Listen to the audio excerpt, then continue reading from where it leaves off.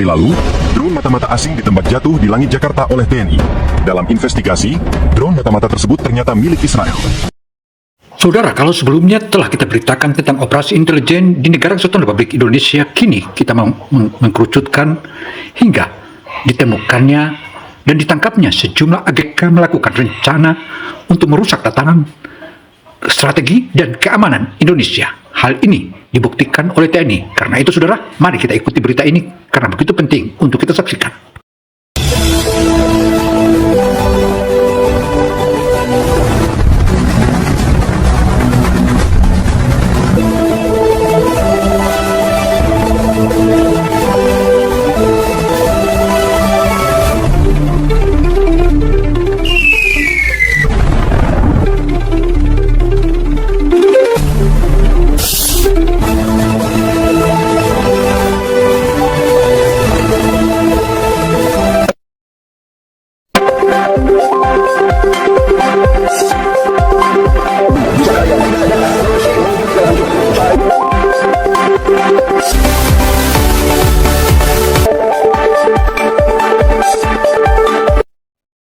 Saudara, kesiapan Tentara Nasional Indonesia atau TNI untuk menghadapi berbagai macam tantangan, terutama dari luar negeri yang ingin merusak tatanan strategi keamanan Indonesia, berhasil baru-baru ini digulung sejumlah operasi intelijen yang dilakukan oleh Mossad Israel di Indonesia. Hasilnya sangat signifikan dan semuanya mereka ditangkap dan yang lainnya yang tidak terkait dideportasi untuk dikembalikan ke negerinya. Karena itu, saudara, ikuti berita ini karena begitu penting.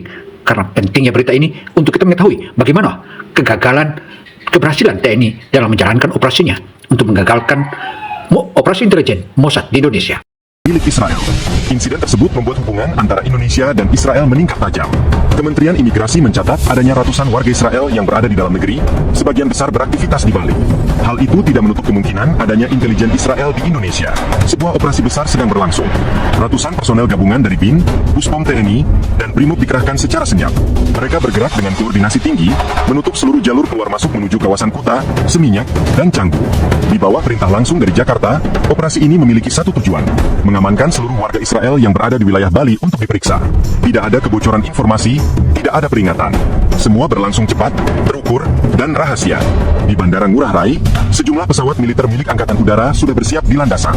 Tim imigrasi bekerja berdampingan dengan aparat militer, memeriksa data penerbangan dan catatan penginapan. Warga asing asal Israel mulai terlihat kebingungan saat nama mereka dipanggil satu persatu. Dalam waktu beberapa jam, lebih dari 100 orang dibawa menuju markas sementara yang dijaga ketat. Situasi berjalan tanpa kericuhan, tapi suasana mencekam terasa jelas di udara.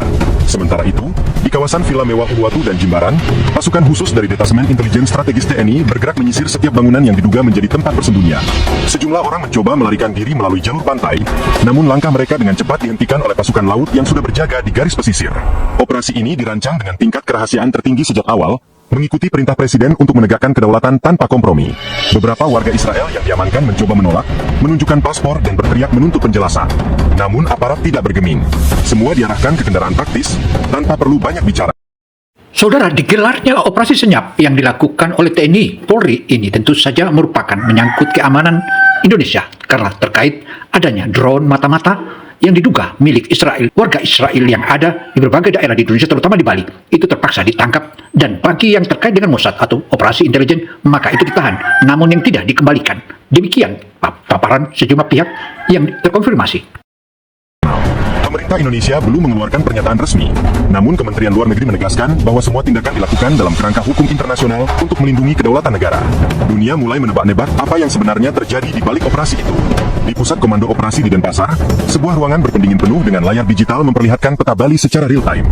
Kepala BIN bersama Panglima TNI memantau langsung jalannya operasi.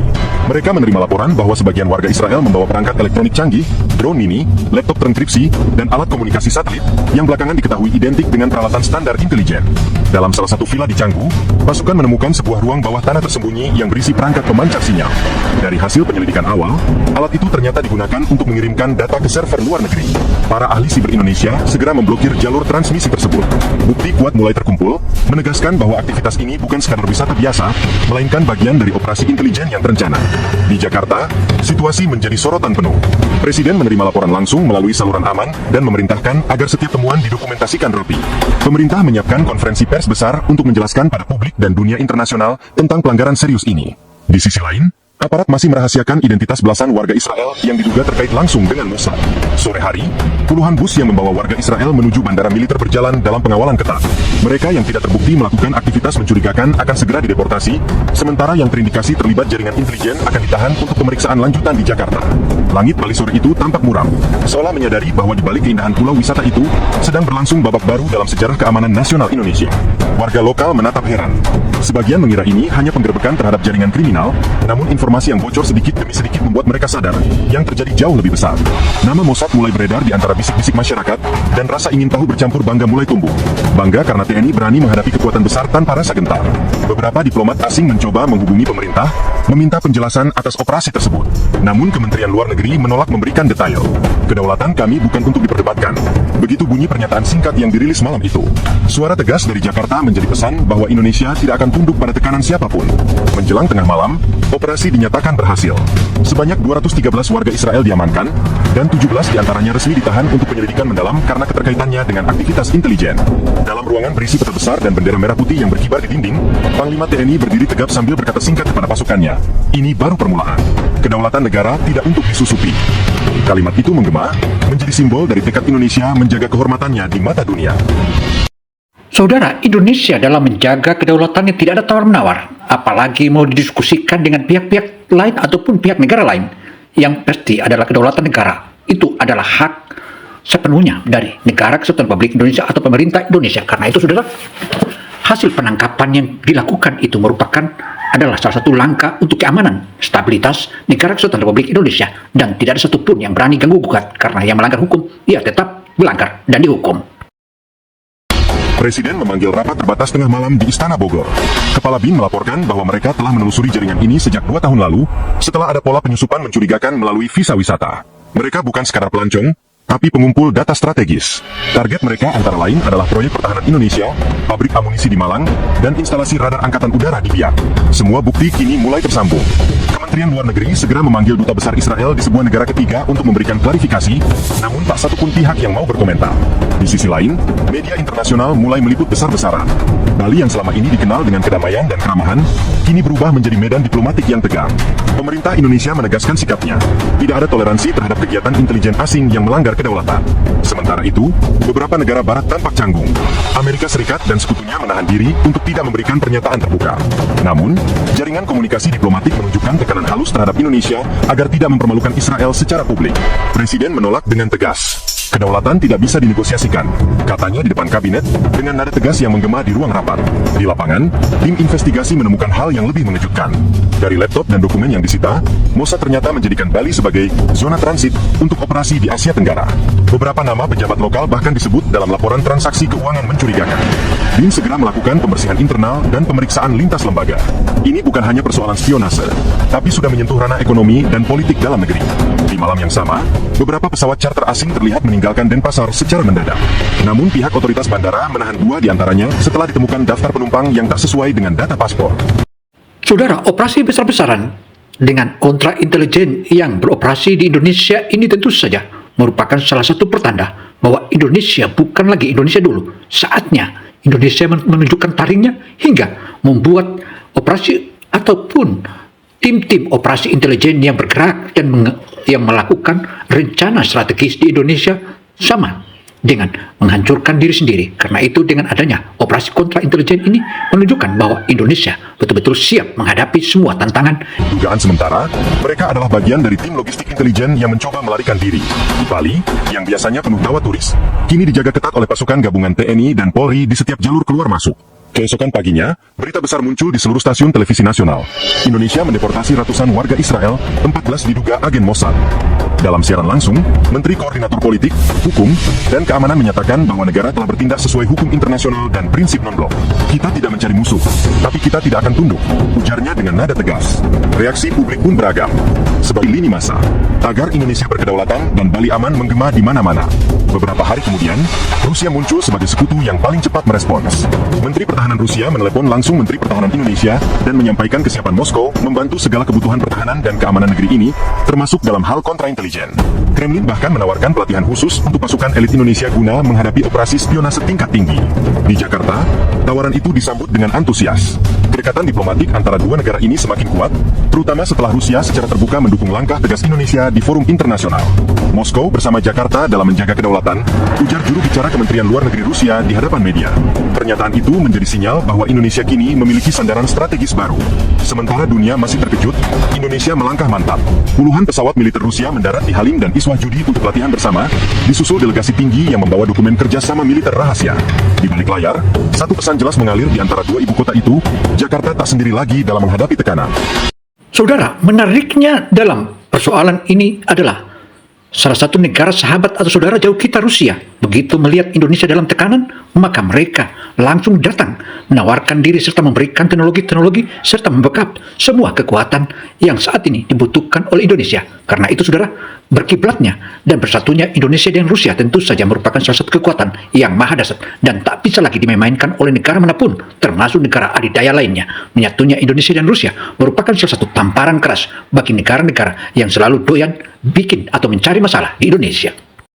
Rusia datang bukan sebagai pengamat, melainkan sahabat lama yang siap berdiri di garis depan. Krisis diplomatik mulai menggelegak seperti bara yang tertiup angin.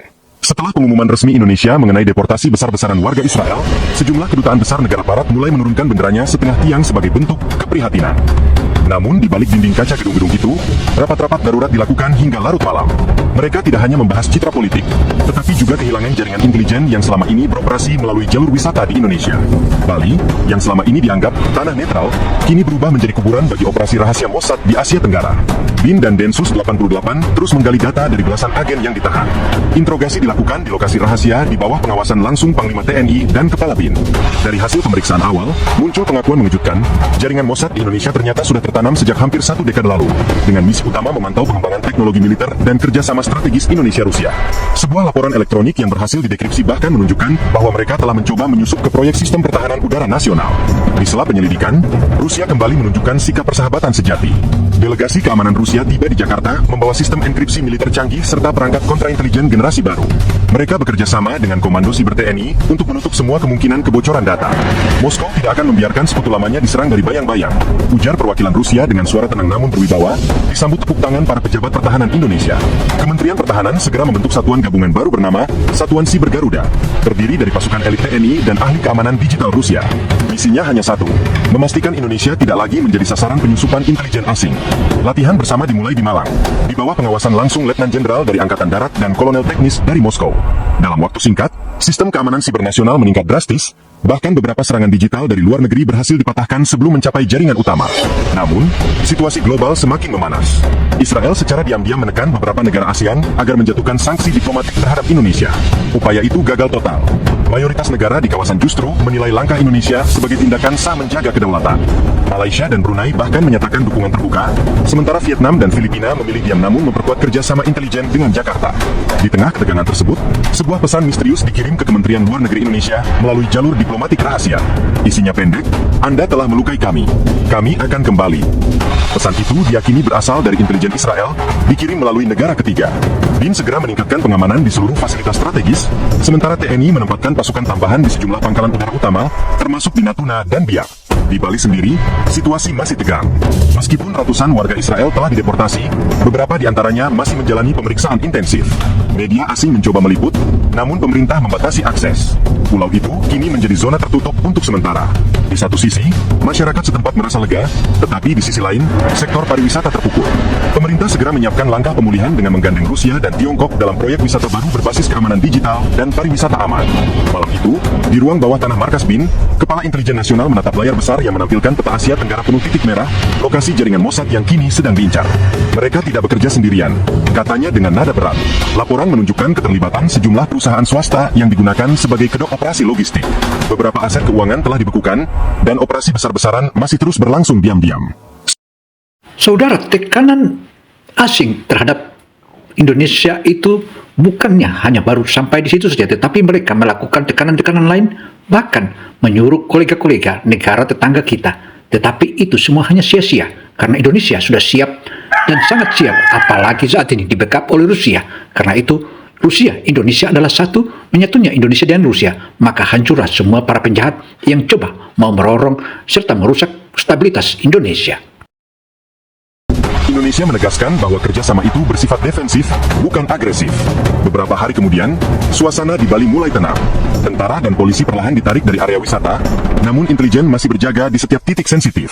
Di balik ketenangan itu, mesin besar pertahanan Indonesia sedang bergerak menuju era baru, lebih modern, lebih tangguh, dan lebih mandiri. Di akhir minggu itu, sebuah pesawat angkut militer Rusia mendarat di Lanut Halim membawa muatan misterius dalam peti baja besar bertanda Kelas Soviet. Tak ada yang tahu isinya. Namun rumor beredar bahwa itu adalah sistem pengamanan komunikasi tingkat militer yang hanya digunakan oleh sekutu dekat Rusia. Satu hal yang pasti, Indonesia kini tidak lagi berdiri sendiri di panggung dunia. Wisatawan, operasi intelijen skala besar tengah berlangsung. BIN bekerja bahu-membahu dengan Densus 88, TNI, dan unit siber Rusia yang baru ditempatkan di Indonesia. Mereka menamakan operasi itu Garuda Niskala, operasi tanpa bayangan. Targetnya jelas. Menangkap semua elemen tersisa jaringan Mossad yang masih bersembunyi di Bali dan Lombok, menyamar sebagai turis, pengusaha, bahkan pekerja hotel. Malam sebelumnya, sebuah penggerbekan senyap dilakukan di kawasan Seminyak. Satuan gabungan elit berhasil membongkar markas komunikasi bawah tanah di Villa Mewah yang ternyata digunakan sebagai pusat pengiriman data ke luar negeri. Dari hasil penyitaan, ditemukan server berisi ratusan file rahasia tentang aktivitas militer Indonesia di Natuna dan Papua. Sebagian file bahkan mencantumkan kode operasi yang hanya diketahui segelintir perwira tinggi. Fakta itu mengguncang Jakarta. Ada kebocoran dari dalam, dan itu berarti pengkhianat sedang bersembunyi di antara mereka. Pagi itu, Presiden memerintahkan keadaan siaga terbatas di beberapa titik strategis. Pangkalan Angkatan Udara di Ngurah Rai ditutup sementara untuk penerbangan sipil. Beberapa pesawat intai TNI mulai berpatroli di atas lautan selatan Bali untuk mencegah adanya upaya pelarian lewat jalur laut. Di saat bersamaan, unit kapal selam Angkatan Laut berlabuh tak jauh dari perairan Benoa, memantau segala pergerakan asing yang mencoba menembus perbatasan laut. Di ruang kendali BIN Pusat, layar-layar monitor menampilkan citra wajah para tersangka yang telah diidentifikasi. Salah satu dari mereka adalah mantan kontraktor proyek keamanan digital di Jakarta yang ternyata punya koneksi langsung ke Tel Aviv. Ia sudah kabur ke Bali 3 minggu sebelumnya dengan paspor palsu. Kini, pasukan Garuda Niskala bergerak cepat menutup semua kemungkinan pelariannya. Sementara itu, media internasional mulai heboh. Kantor berita besar dunia menyorot tindakan Indonesia yang dianggap berani dan tegas melawan jaringan intelijen asing. Beberapa analis asing bahkan menyebut Indonesia sebagai negara pertama di Asia Tenggara yang berani menantang operasi rahasia Mossad secara terbuka. Di sisi lain, tekanan diplomatik mulai terasa. Negara-negara Barat mendesak agar para tahanan Israel diberi akses konsuler. Namun Jakarta menolak keras. Mereka bukan wisatawan. Mereka mata-mata. Dan mereka akan diperlakukan sebagai pelanggar hukum internasional, ujar Menteri Pertahanan dengan nada tajam. Di lapangan, ketegangan semakin meningkat. Beberapa warga lokal di Kuta melaporkan aktivitas mencurigakan di sebuah apartemen mewah. Saat tim gabungan tiba, terdengar letusan senjata. Baku tembak pun pecah. 2 agen Mossad tewas di tempat, sementara satu lainnya berhasil ditangkap hidup-hidup. Dari tangan mereka, ditemukan dokumen berisi daftar nama orang Indonesia yang diduga menjadi informan mereka. Malam itu juga, nama-nama tersebut langsung dikirim ke Jakarta untuk penyelidikan mendalam. Rusia yang memantau perkembangan dari jauh segera mengirimkan pesan dukungan. 2 pesawat kargo militer mereka mendarat di Halim, membawa peralatan pemantau elektronik dan tim teknis untuk membantu Indonesia melacak sinyal komunikasi rahasia yang masih aktif. Kolaborasi antara ahli Rusia dan pasukan siber TNI menjadi sorotan dunia. Mereka seperti 2 pedang dari masa berbeda, tapi kini menebas musuh yang sama, ujar seorang analis pertahanan di Moskow. Dalam waktu 48 jam, lebih dari 20 operasi penyisiran dilakukan secara simultan di berbagai daerah wisata, mulai dari Ubud hingga Nusa Dua. Hasilnya mencengangkan, puluhan warga asing terjaring, sebagian menggunakan identitas ganda. Beberapa dari mereka mengaku dipekerjakan untuk mengumpulkan data turis Rusia dan Cina di Bali, yang ternyata juga bagian dari jaringan pengumpulan informasi ekonomi strategis. Di tengah keberhasilan itu, kabar duka datang dari lapangan. Seorang agen muda BIN gugur dalam tugas setelah terkena ledakan bom rakitan di sebuah rumah persembunyian di Gianyar. Upacara penghormatan digelar secara tertutup di markas besar. Presiden sendiri hadir dan menundukkan kepala di depan peti berselimut bendera merah putih. Darah mereka tidak akan tumpah sia-sia, ucapnya lirih, disambut tatapan tegas para perwira yang berjanji akan menuntaskan misi ini sampai akhir. Semakin dalam penyelidikan dilakukan, semakin jelas bahwa jaringan Mossad di Indonesia bukan hanya bertujuan mengumpulkan informasi militer. Mereka juga berusaha menciptakan ketegangan sosial dengan menyusupkan hoaks dan propaganda digital melalui media daring. Unit siber Rusia bersama Kominfo berhasil memblokir ribuan akun anonim yang ternyata dikendalikan dari server luar negeri. Malam itu, seluruh Indonesia menonton siaran langsung Presiden dari Istana Negara. Dengan latar bendera merah putih dan sorot mata yang tegas, ia berkata lantang, negeri ini tidak akan tunduk pada ancaman. Siapapun yang berani menginjak kedaulatan Indonesia, akan kita lawan dengan seluruh kekuatan bangsa. Ucapan itu menggema di layar-layar televisi dan media sosial, disambut sorak-sorai rakyat yang merasa kembali percaya pada negaranya. Demikianlah paparan opini Kino Television Indonesia. Semoga informasi yang kami berikan ini bermanfaat bagi kita semua.